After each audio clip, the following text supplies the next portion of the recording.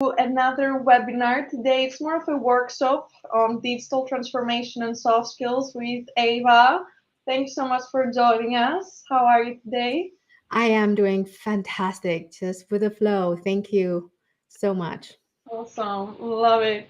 I know you have a plethora of knowledge on the subject, having been a consultant, having worked in so many projects, but I'd love if you can share a little intro on yourself and why you're interested, maybe and passionate about the space of digital transformation, and we can take it from there. Well, thank you so much. I have been a management consultant in so many years now. I don't know if I wanted to tell you the years, but I work with so many different organizations, international governments. I work with startups in the Bay Area, and I also was recruited and worked with one of the big four firm focused on digital transformation.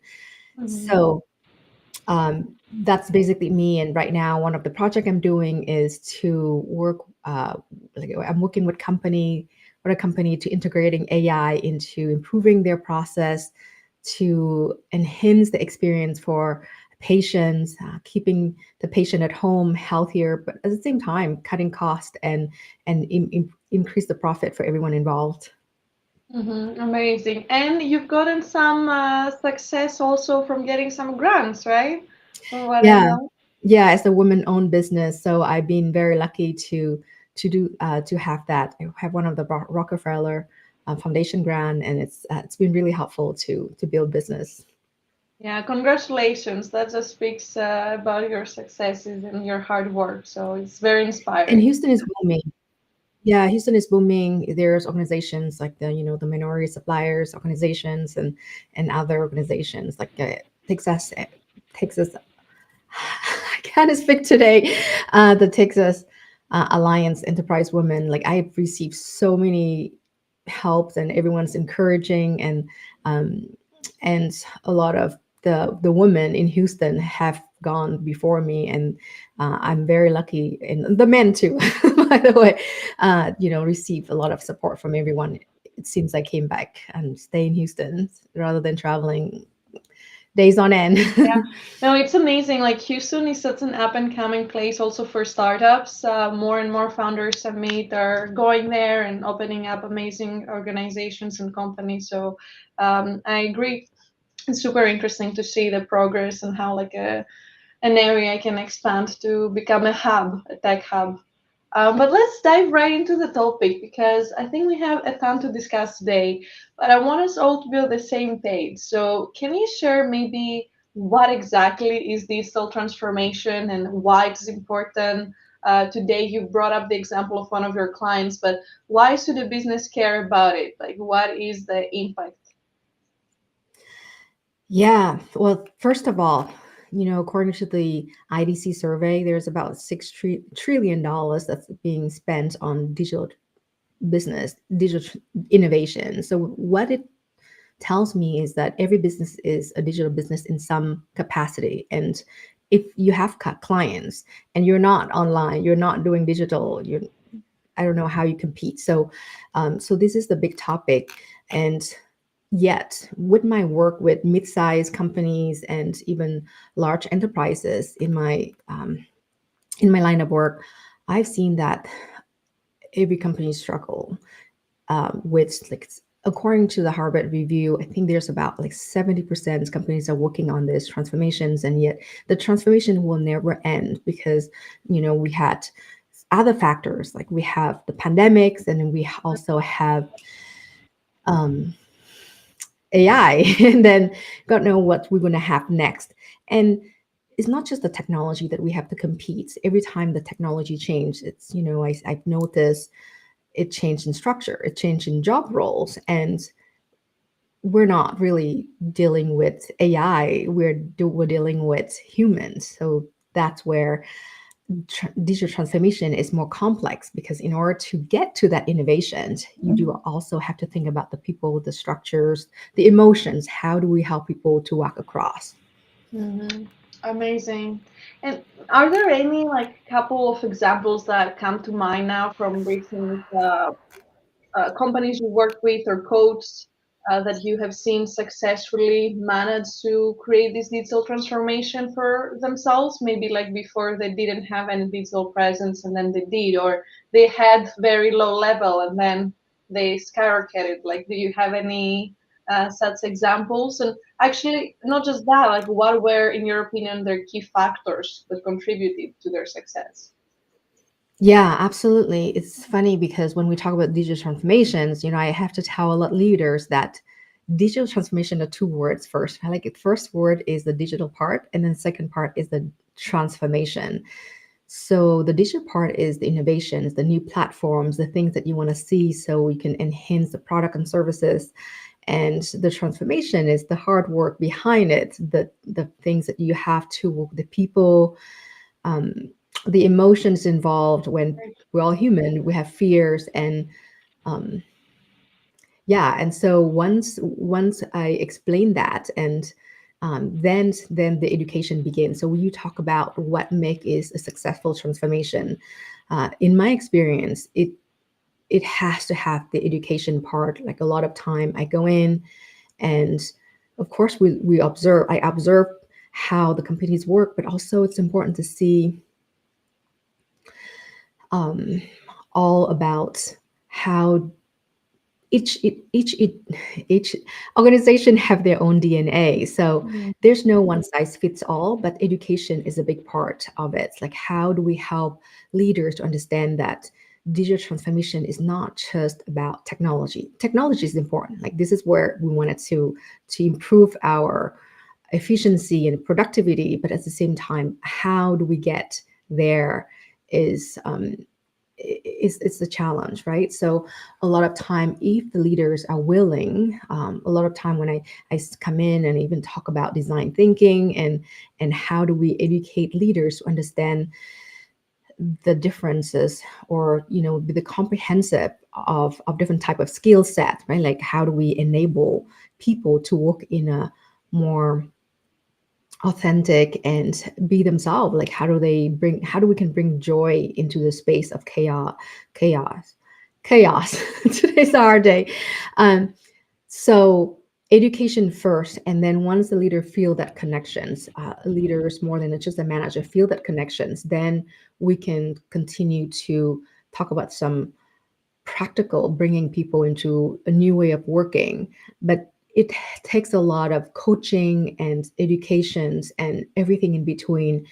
A lot of time when a transformation, we do have like an owner of the transformation. We have like a C-level sponsor it, and we have a group of committees that we start.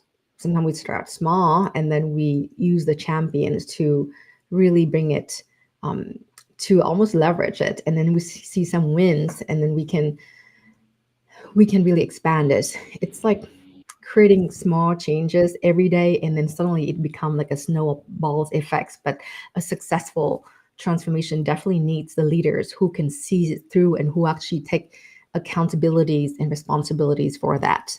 um, so that's the first thing. But if you really ask me in a short term, it's a short answer. It includes educations, it includes coaching, it includes process improvement, it includes like the functional as well as the technology savvy, and it's it's a very complex things, and it's really hard for people to understand it in a, sometimes when I said, yeah, I'm working on digital transformations, and then everyone said, okay, what is that? So, Right. It can be so broad. And I love what you're saying in terms of the communication side and the coaching. Like, you're talking about soft skills, how they're playing a very big role in that transformation to become successful. And what I've seen, like leaders that I've talked to that have been successful in rolling out a big project, for instance, these leaders have also a lot of empathy to see how that change will be perceived on the other end. Because maybe as a C-suite, you want, let's say, a new tool in, or a restructuring of the org because it will make your life better, but that doesn't mean it equally affects everyone else the same way. So you have to have deep understanding of how it will be perceived, and what will the potential objections be, right, and handle them earlier on. Um, bring everyone on the same page, understanding how it affects the long-term strategy of the company and how they are playing a role in it, empowering the team. Like there's so much that goes into it. So in your opinion, what would be like the top key soft skills that the leaders you're referring to have in order to achieve transformation? That is a great question. You know, above everything, right? Like it's empathy to me. I'm biased. Like I'm in product and I'm working with companies and teams, and every time like we start on a product changing anything, we start with empathy. And it's funny because even with teams, like sometimes internal teams, and we start doing the empathy mapping, and everyone was saying, but I don't really want to do this because this is like, you know, Joe down the road, like he is my colleague. And then after we're really doing that customer empathy, a lot of the product manager came to me in enterprises level, and they said, you know what, I never going to look at my colleague the same way. I understand the struggle. They are definitely my end users, my customers, something that I wanted to um, take it seriously. Because you know, a lot of time when teams develop something, and after 3 months or 9 months, uh, it turned out to be something that is not really ask. So there's a gap between the you know, the objective and key results, and the goals, as you know, and the end product. So this empathy really help. It helped leaders in many ways too, because I remember early days doing digital transformations, we really focused first on training, which is important, but at the same time, people came to classes, people cried, and people said, Ava, you know, why am I in this training class? Like my job suddenly changed. Like I may not even have my job tomorrow. So why am I here? So being able to hold space for people and saying, you know what, I don't really have all the answer for it, but even just like holding that space for people, let people really talk about, feel their fear, and being there for them, and not doing it too fast. Because you know, every time we talk about digital transformation, we talk about changes. Like the more changes, there are more emotions towards it. It's like affecting our well-being. So communication is so important. Empathy, communicate that empathy at all level, and do that like with actions. Do it that with a genuine feeling is so important, so that your people can feel it. Yeah, I remember last time we had chatted, you were sharing with me you have some tools to help people learn how to do that, how to communicate better. So you mentioned like you do some role plays. Would you be interested in doing one now? Maybe with Yeah. the role. Yes, yes. Let's go for it. You know, I'd like, totally full disclaimer. I'm not a therapist in many way, but I think that bringing in feelings, bringing in emotions, and understanding how people feel, I feel like that's everyone's business. Yeah, yeah. So how would you go about it? Like facilitate it. Like I can come up with a scenario. Like let's do it. Yeah, yeah, let's do it. Let's do it. So tell me a scenario where you feel upset with someone. You know, you can choose a scenario that, however you want to, you know, from what I've learned from now is that, Ioanna, you're just amazing, open-minded, but share what you wanted to share, but definitely something that kind of push your buttons. Yeah, awesome. So let's see.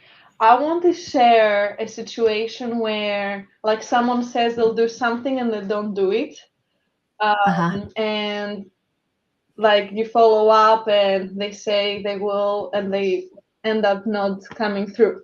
So that can be frustrating, I think, no matter your role, like Mhm. something that maybe people resonate with. That has definitely happened to me. Yeah. So you feel frustrated, and of course it makes sense that you feel frustrated, like, you know, when someone promised something and then it's not following through, right? So um, we feel, Without reason, right? Like without necessarily an explanation or an yeah, objection. But yeah, yeah, we'll do it, and they don't. yeah, right. And it, you know, it happens a lot in the workplace too. So what have you done so far that you feel like it was not helpful or not helpful? You share with me both.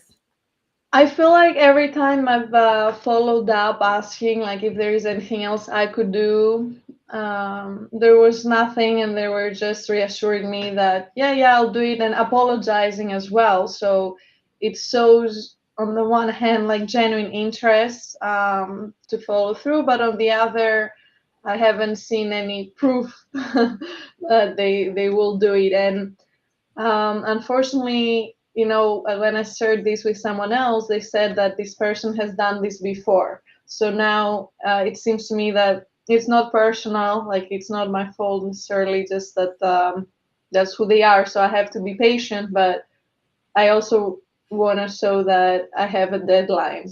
Yeah. So at the same time, you want to be patient, but you also wanted to show that you have deadline. You want to be firm about this, right? Yeah, Um, so share with me a little more context, like what things you tell that person, and how did yeah, you? that I've shared that, for instance, the delaying of uh, their responsibilities affecting the rest of the people that depend on me, or like it affects um, any like big projects we want to do for 24, for instance, so that there is repercussions in this delay. It's not just okay, yeah, it doesn't bother me. So I made sure that they understand the impact.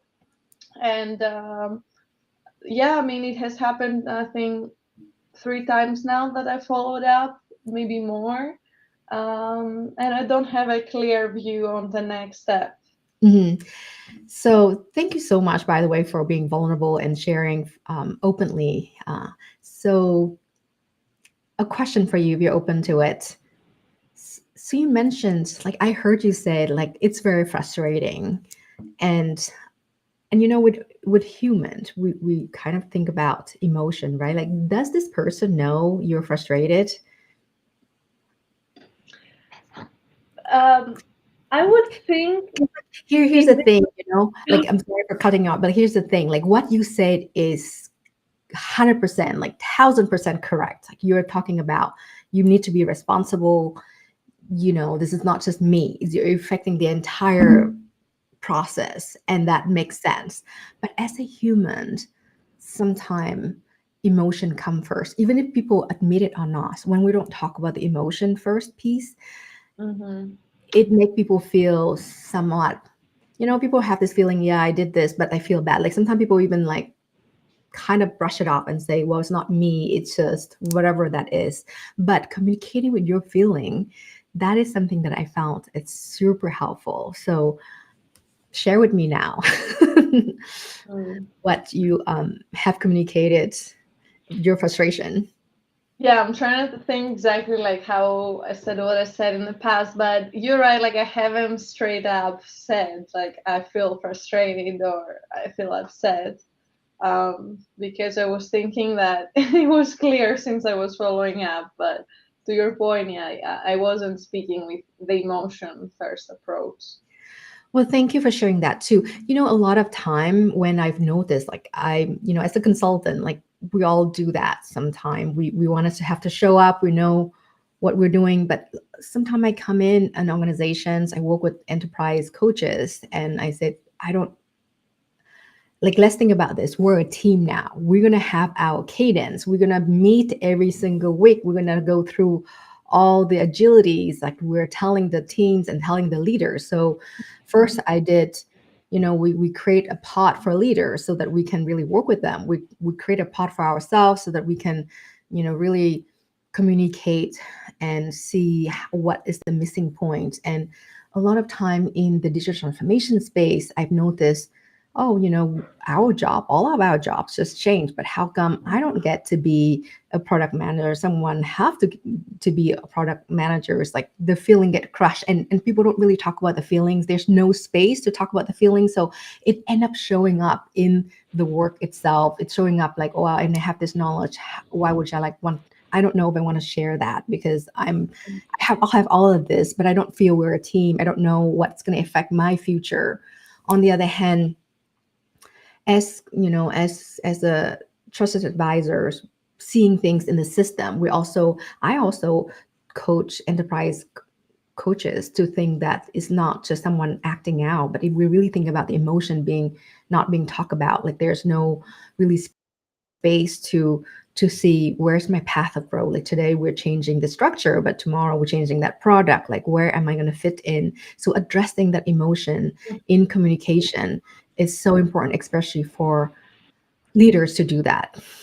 Yeah, totally agree. And how do you go about like resilience? How can you support employees to build that resilience when this change is taking place? So you're in the midst of it, which is the most weird state to be in, right? Is it's not before where you can reject it, and it's not after when everything is nice. So when they're stuck in the middle, what's your advice to employees going under a transformation? That's another good question. So I use like, I used to, it's funny because when I was in the Bay Area, I used to um so I organized, like I was able to organize this big 8,000 people conferences with the Dalai Lama to come, and he said compassion will change your life. Like, at some point I think he even said I'm no different than any other people. I have thoughts, but with meditation, with mindfulness, with self reflect, it does change. So now I coach leaders on also self reflections, on like self leadership. And one of the skills that I use, like, so I use the different type of skills. The first thing is the top down. Like, we can talk to ourselves literally. I know you're gonna think like, Ava, you're crazy, but sometimes literally I'm just like, one thing that I do is first to, in the moment of change, in a moment of chaotics, it's normal, it makes sense to feel all of these changes, but it's so important to take the time to really recognize where do we feel in our body, what thoughts come to us. And then with that, take a moment and just give yourself that self love, self compassion. And I would say something to myself like, I am feeling the pain and that's okay because that's how I'm growing. This is going to change. Like nothing is really constant. So having that self empathy, like self love to ourselves first and foremost is important. We're responsible for how we feel. Like the world is going to change. It's going to continue to change. Like no one asked for the pandemic to happen. AI is wonderful, but it's also bring a lot of anxiety and fears. Like what's going to happen to my job? So before we say like go full force with embrace change, understand and have that self compassion, self empathy to ourselves first. Acknowledge that this is the change and it is difficult, and I'm feeling it, and it is a part of growth, and it's maybe sometimes the second thing is like I also help people, leaders, to think about reverse engineer, right? Like you're feeling it right now, Mm. and um and I often even bring in like some of the training. I bring in like Elizabeth Cooter's, um I think I have to look for her name right now. It doesn't really come to mind, but she studied life and death, Mm. and the transformation is very similar to that. That curve where we first feel like depressions and anxiety, and then confusion, and then after a while, we go through that curve and we feel hopeful. We're starting to have new perspective. We start to adapt. So it's just a matter of how fast can we adapt. And the fastest way sometimes is to recognize how we feel inside ourselves, and then doing reverse engineer and knowing that I'm gonna get out of it. It's not permanent. And with that, like right now, if I can embrace it, feels it, it will help with the transformation later, with the change later. Mm. Yeah, you spoke on so many things right now, but like adaptability is key for sure, no matter the type of transformation. And secondly, I think that it's also an opportunity for empowerment because if you are one of these people that adapt fast, you kind of have also the responsibility to help the rest adapt. So by default, you're ending up in a leadership position, whether you like it or not. Maybe it's your small team, maybe it's like 2 people, 10 people that you carry, 100 people, but that can be empowering. And maybe you wouldn't have that opportunity otherwise, maybe through a promotion. So that's a different way to look at it, that the crisis moments, right, is always the ones where leaders arise and you have the opportunity to really make a change and be part of a mini revolution in whatever way that is being created in your situation. But I think it's beautiful, and I think that with that you learn a lot about yourself, so it creates that self-awareness, but you're also able to become a role model for others, and they can look up to you now. Another beautiful thing with this skill is that no one cares about your role or industry. It's, leaders are created and exist everywhere, in small scale and big scale. They are amongst us. So the fact that a crisis is an opportunity for that leadership to um, actually be evident to the rest of the world, I think is a beautiful thing. So I personally am not afraid of change. I am totally aware that it's the only thing that is happening on a daily basis. So I'm embracing it. And you spoke also about AI, which I want to touch on. What I've seen talking to tons of people every day that are trying to explore it or that are already leveraging AI is that the confusion is always, or the fear is always created when we're talking about a product that is tech first. When you have the technology in mind first and not the client, and it's not a user centric product or service, that's where the fear is created. Because Mhm. when you talk to someone that's not technical and they don't know how is this created or why is it created or how will user data, for instance, they're immediately against it. But when they talk to someone that has been, for instance, through their role today, like in my case, I was a VP of people. I built something for HR leaders and team leaders because I struggle. It's a different type of conversation because then you start seeing the tech as the means to get to the outcome that you already want to.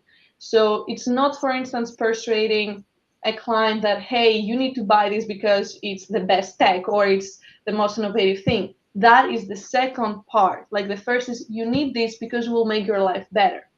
But a ton of companies today, especially in AI, that are built by engineers, by people that are more focused on the tech side of things, um, approach the sell or the relationship with the client differently. And I think that's where the client immediately feels that, oh, he's trying to sell me, or oh, what is this? Like there's fear. So Mhm. I'm just like trying to make people understand that if we see things from a third side, a third viewpoint, and the big picture, and we reverse engineering to your point, we'll see where that deep feeling is coming from. It's not the technology necessarily, it's just the approach to technology, the mindset. So it's all soft skills. It's all soft skill, and this is why like digital transformation is it's a little bit hard to explain because we do need to have like our as a consultants, who understand the Lean Six Sigma, understand the process end to end, like thinking about the value stream, all of this um, technical words, right? But we can't go in and say, okay, let me just change the process, change everything. So I bring in my experience of like over 1,200 hours of coachings now in enterprise, and we always look at it at the emotion level. Everyone have the fear, even the leaders too, and sometimes we just don't know. And when we set strategies, it's really about taking on bets and thinking about the future. So yes, we look at data, we look at trends, and we study our SWOT analysis and all of this. But in the end, a lot of time I work with companies and really help them fleshing out the right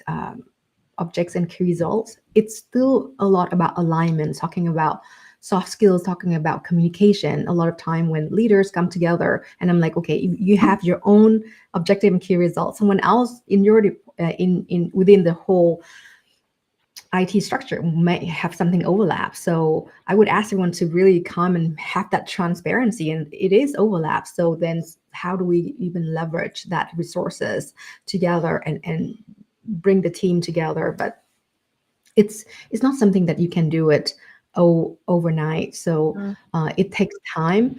But when leaders understand that if they can use design thinking, really create the environment for everyone to be heard, creating that channel of communication, be there for their folks, and let their folk to really empower themselves, like you mentioned, right?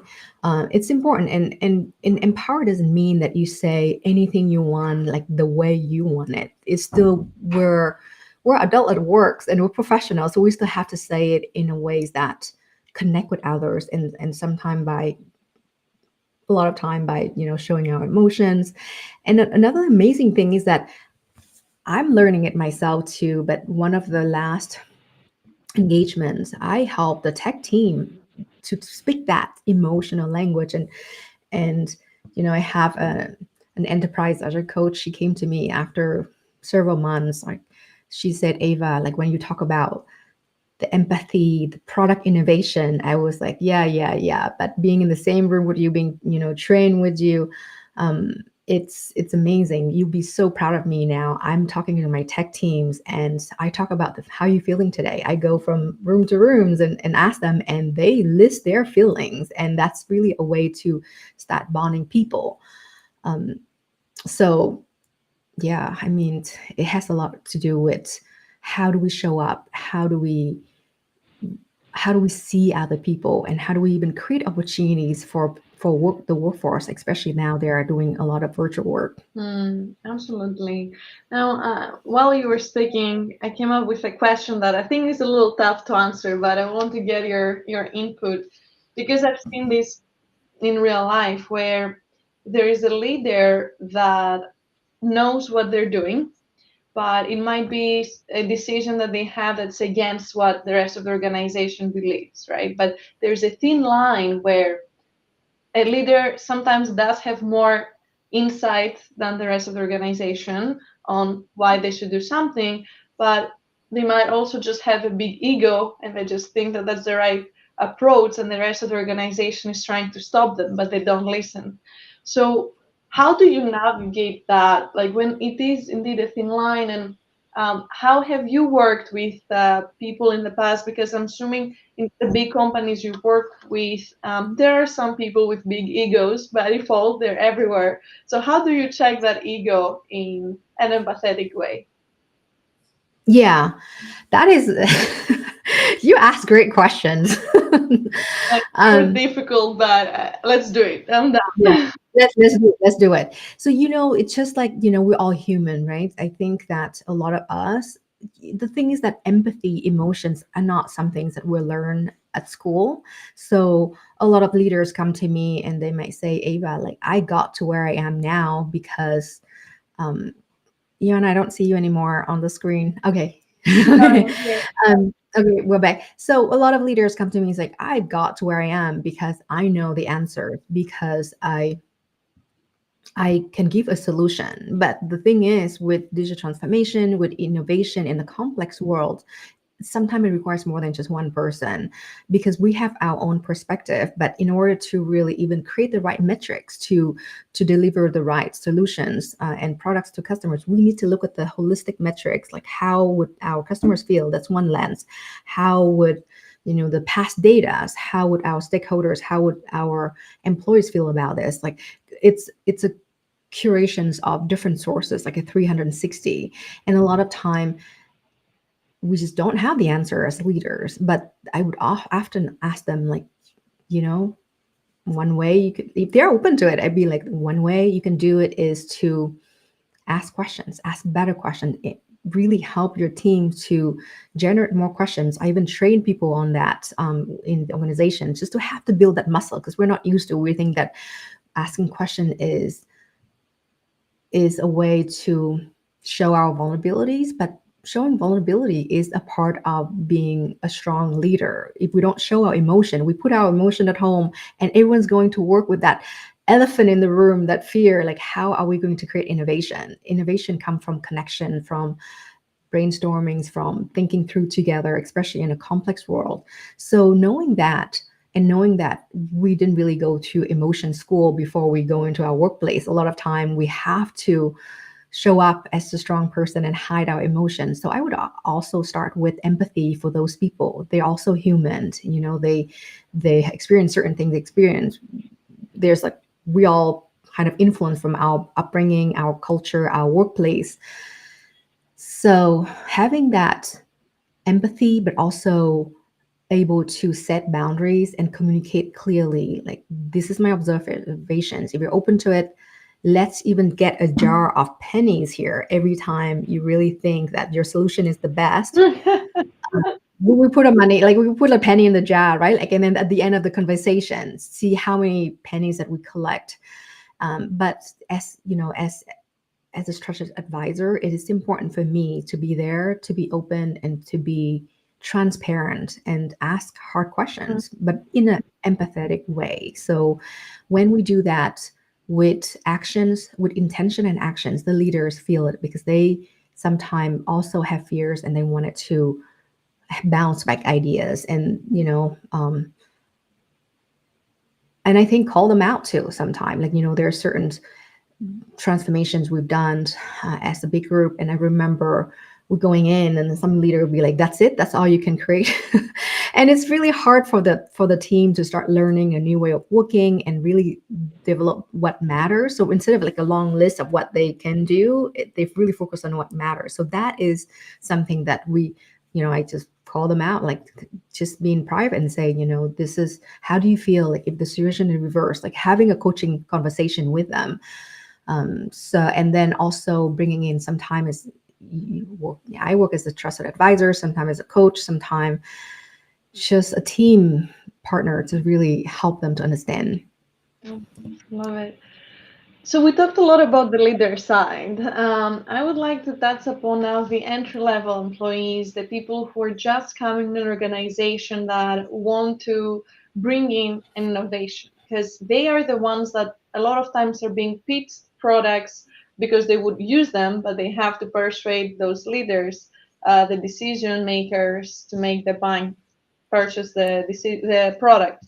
So how can we empower them? What are some tips we can give to these people when they go to their bosses and say, hey, I think this product is awesome. We can have this and this impact on my daily routine here at work and produce X result. How can they create the right proposal, if you will, within the company to successfully get the green light? Yes, another hard question. So, it's interesting because I used to help startups to, and I'm going to, like, to coach startups in pitchings, and I was trained by professionals at Stanford, and I'm going through my pitch deck every day too. Like, if I talk with certain audience, like, how do I communicate that? Like, if I talk with oil and gas business, like, what is my pitch? Like, I would go and talk about, like, there's 80% of companies in oil and gas now have pressure to move towards that sustainable energy, and there's only maybe 30% of people like me doing what I do to really help to improve process, and so, like, there's a cost of like maybe $200 million. So we talk about the cost, the benefit, and it's really, I would coach employees to really show their thoughtfulness and their reflection, because it shows that they're just not just giving an idea, but they also think it through about the execution of it. And the second thing is, a lot of time when employees join, like, it can't just happen at the point where they wanted to pitch an idea. It has to start from the point where employees join the companies. Like, I would encourage, like, from the diversity, equity, and inclusion, right? Like, I would really encourage companies to have a better processes of onboarding people, really help people to feel opened, and even have a buddy to understand the culture, understand the mission and vision, but also encourage them to have a voice. If you look at Netflix, for example, the culture is that if you really don't show if you have something of concern and you don't show and you don't share, that shows your ingenuity, like that show that you're not really a part of the team. If you think about NASA, I mean, this is not really targeted at any company, but really detrimental things can happen if people don't really speak up and really because each of employees, they are hired because of their expertise, um, because of their specialization. So if we don't use that, we might be losing out that holistic, that 360 point that could really make or break the company. Mm-hmm. Last thing that I would say is for um, for employees to be able to speak up. They, it's an interesting story because I remember when I was doing one of the engagement, a product manager would come to me and say, "Hey, Eva, how am I doing?" And then I would just switch the question right back to them, like increase that self leadership, self awareness, and the person would say, "I think I'm doing good, but like," and I'm like, "Okay, well, tell me about the good thing," and then we start to have a coaching conversation about what do you think is like what do you think matters, what do you think is the priority here, and here's why. And then it comes to, okay, I now I know what I need to communicate, but how do I communicate that? And that's where I come in as well. So working as a system integrator is really fun because you get to work with so many different level organizations. Seeing the entire system is not just intact, but it's really about one conversation at a time, one interaction at a time, to really switch back, and that person at the end was able to come and really communicate their priorities, and the leaders take it very well. Funny thing you mentioned sustainability and the integration. It brought me to think that I did my thesis on the sustainability mindset, and a lot of it was systems thinking and how everything is interconnected. And similarly, within an organization, to your point, every little thing, any dissatisfaction of an employee, it all impacts the culture, and as a result, profitability, revenue, all of that that a leader might care about. So indeed onboarding is so crucial, but I think that's where a lot of L&D stops in organizations today, in onboarding, which is something that should be really continuous, adaptive to the individual, and safe for them. So the whole purpose behind Dextego is not to assign any L&D course to an employee because you as an HR leader or any CEO think that that's what they need. Is them as individuals to figure out through interactive experiences with their AI coach what their strengths and weaknesses are, so that's self-awareness, and B, empowering you as a leader to jump in one-on-one when needed to help them improve their weaknesses in a sense. So it changes the game totally when it comes to the current workforce learning cultures. And what I always say to the HR leaders I talk to, which is connected to digital transformation, is that for the first time ever, they have the power to really change that culture because of AI, because of the a little more openness to change today, because there is proof on how it impacts the bottom line, and how it can drive really impactful metrics within a company.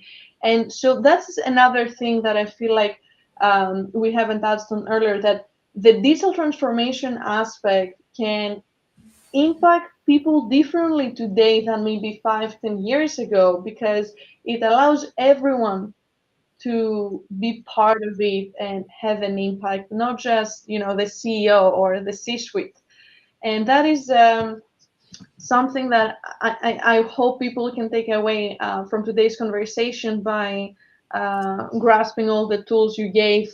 First of all, empathy, but also connecting it to an ROI that is important, and being patient, but taking that process in to grow and do that self leadership. And then as a result, the rest will see. So yeah, I mean, I enjoyed so much this conversation, and I think there's so much more to dive into. But thanks so much for sharing all this with us, and the examples and the role play. That was fun.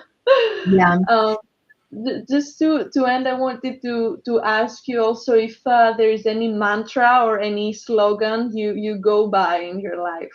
Yeah, I mean, first of all, I know like usually answer the questions to the point, but this is like definitely my passion, right? So thank you for asking these questions. And one thing before I go into my mantra, I would say is that you're right. Like, having that conversations, like really thinking about how to bring in AI, we all need a buddy at some point, and that could even reduce the cost. But I think the main point is that we as humans, we're looking for how to better ourselves all the times, and in a empathetic way. So in a empathic way. So that if we can do it for ourselves, we can do it for others. And with that, my mantra would be to really understand your emotions and embrace change, lead with empathy, and always be learning. Love it. Yeah, that's awesome. Thank you. Thank you for sharing it. And lastly, where can people find you if they want to talk to you, if they want to learn more about your work? Absolutely. Just reach out to me on LinkedIn. My name is Avva Thach. I'm still upgrading my website right now. This is like a part of just scaling. You just have to do everything. But I'd love to hear from you. So let's have a conversation. There's so much a thing as a woman-owned business, but I'm all for it. I'm supporting you. I'm supporting everyone who's in this space. So. Amazing. Thank you. And I know you'll do great. You have a lot to give back to the world, and I'm looking forward to seeing your projects and staying in touch, Ava. But again, thank you so much for being here. I appreciate your time. Thank you so much for Thank having me. you Bye. all. Take care. Bye bye. See you next time. See you next time.